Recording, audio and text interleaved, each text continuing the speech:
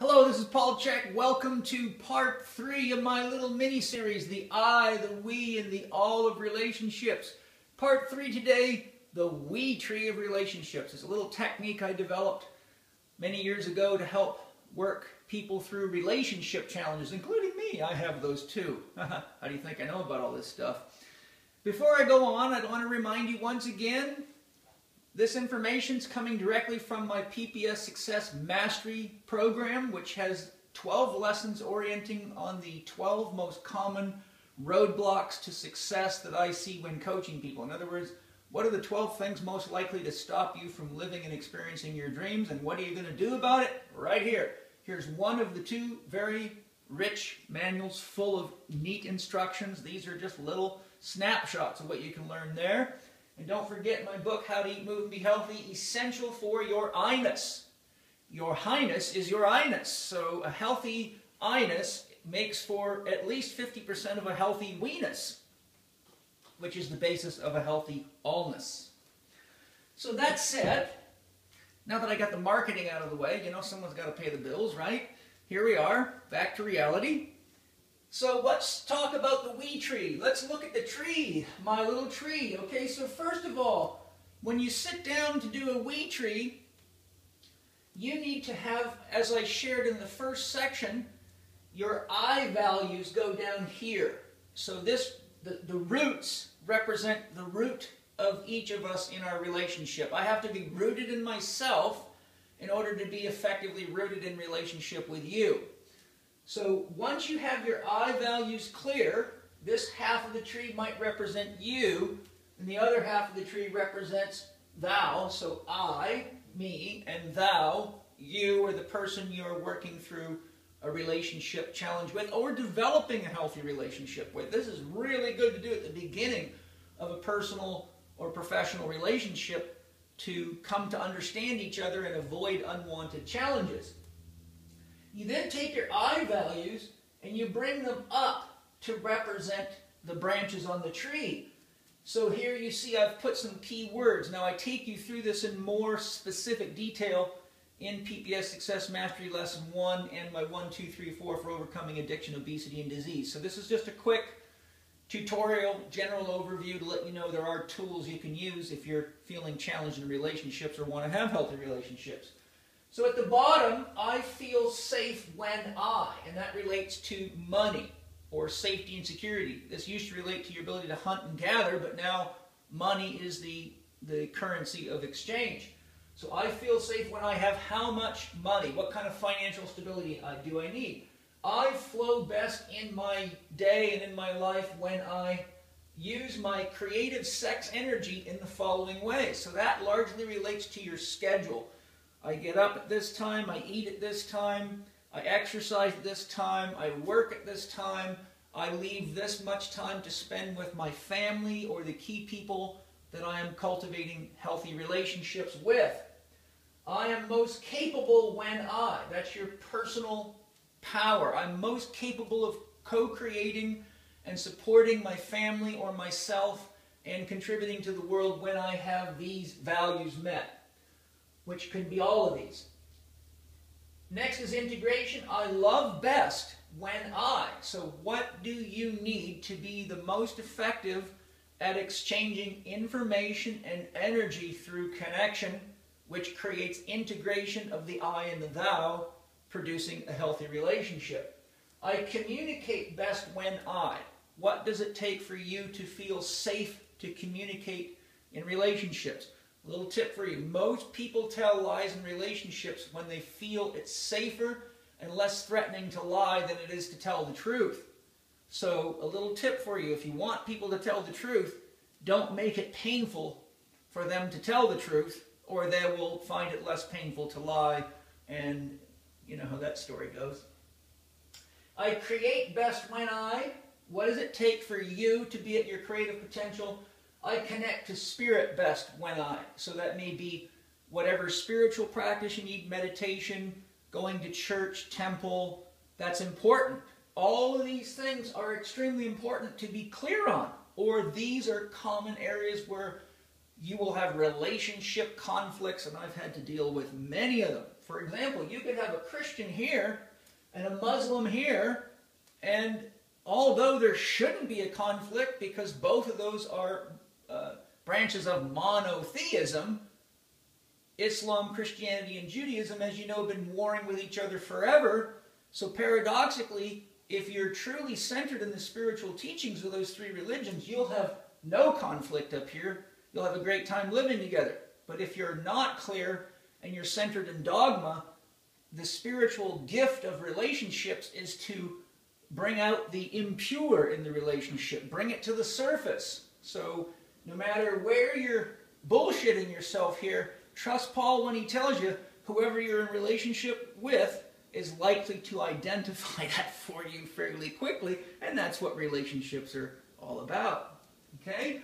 So you put all these down. Your partner, the thou, the other, puts those down. Then you go into the process of sitting down together, and it's fun to draw this together. That's, you know, those that play together stay together. Remember that.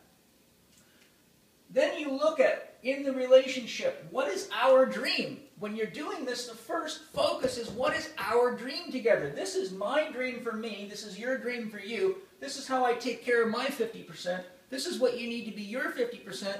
But together, our dream is. So you might have your kids, your projects, your spiritual practices, holidays, whatever you want.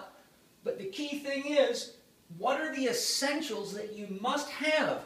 You need to be clear on that going in. Many of you had multiple relationships, and so you already are walking around probably complaining about, oh, my ex-husband did this, my ex-wife did that. So if you come into a new relationship and you're not clear on that, oh, you deserve to get beat up.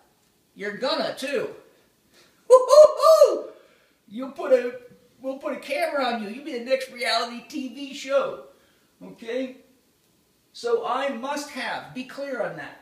Where's your deal breaker, right? So if somebody says, you know, I must have $100,000 in the bank to feel safe, but you think that's too much effort and too much focus on money, and you must have somebody that's less money-oriented and more, shall we say, love-oriented, you got to know, your ex might have been a real money freak, and that could be a deal breaker. Okay? I would like to have. That means I'm willing to compromise if I can get my needs met, cannot have, and be healthy. So, essentials I must have, I'd like to have, what I cannot have and be healthy. Okay, so again, what I must have, what I cannot have and be healthy means, for example, if I've got children, I cannot have X in a relationship where my children are involved and be healthy, because I know if my relationship makes me stressed, unhappy, and unhealthy, that's exactly what I'm teaching my children to do. That's exactly what I'm teaching my children to do. How to live just like me. Unfortunately, most parents love to get a diagnosis for their children. I get many of them brought to me regularly at all levels, mostly athlete kids. And when I point out to the parents that their children's problems are a direct emulation of their relationship problems, I don't become popular. But I have to be honest. So remember, whatever you are not paying attention to here, you are teaching your children how to do, and they're watching and learning with unfiltered absorption, and it is amazing how painful it can be to look at yourself. Okay? Trust me, I'm a dad. Okay? So here we go. Once we go into this, we have to get clear. What are we willing to compromise? How far can we bend out of love and mutual respect for the other without damaging ourselves? What are our soul contracts? This is very important. Till death do you part is a very dangerous thing. Consider that a lot of religions give you this idea that once you get married, you're together forever till death do you part. Well, just to show you how well that isn't working, the average marriage today worldwide lasts 2.5 years, and the average person gets married 3 times. Why? Because it usually takes that long to get honest about what your needs are and figure yourself out so you know what you need in a relationship. So a soul contract is a natural attraction that we have to others in order to complete ourselves and realize who and what we really are as human beings and what is our function in the world and in relationship to Great Spirit, which we'll talk more about in the next section. Whenever we're running into relationship conflicts, we must go back to the previous discussion and say, am I willing enough to look in the mirror and determine honestly inside of myself if the constructive feedback I'm getting is legitimate or if it's just criticism? We all know when we're honest with ourselves. If someone says, hey, you fart too much and it drives me crazy. Well, it doesn't take a lot of honesty to figure that out. If it's true and you got digestive problems and you're stinking your girl out of the bed or vice versa, be honest about it.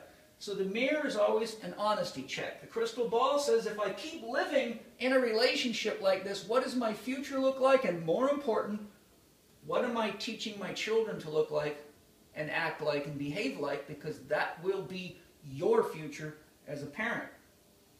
Angels, who can we get help from to help resolve the challenges in our relationship if we're not able to resolve them in a healthy way on our own?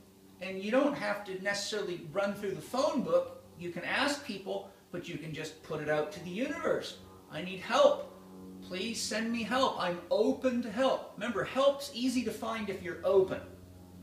But if you're bullshitting yourself and saying you want help just so that you can avoid the inevitable of breaking up with somebody, then you're just prolonging the stink. Okay, so call in the angels when you're ready for angels, but remember what I said about angels, don't mess with them because they usually don't come more than 1.5 times for silliness. That's why they're angels. Okay, and remember, as Napoleon Hill says in his teachings, when somebody leaves us or it's time to leave in a relationship or somebody dies, remember it's always a pleasure to give love and it's always a pleasure to receive love. So when your soul contract comes to a natural end in relationships, don't worry about nobody will ever love me or who will I ever love. There's 6 billion people on the planet, most of which would love some more love, many of which are ideally suited to you, and the conclusion of one relationship creates a healthy place to begin another relationship.